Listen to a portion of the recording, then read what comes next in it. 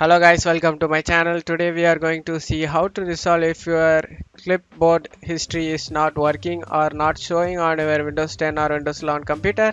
Let's fix that issue guys. Go to search menu and type clipboard setting, CLIP clipboard setting. Here opens, you need to click on it.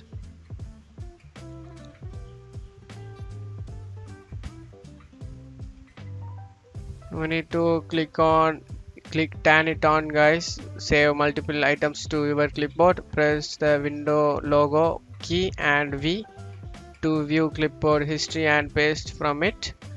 You just need to turn on now, and after that if you have still having an issue, you need to restart your computer guys. Sometimes simply restarting your computer can fix the issue guys. If not get resolved, after that also you need to clear clipboard data. Printed item won't it be removed on this device. You need to click on clear, and that's pretty much it.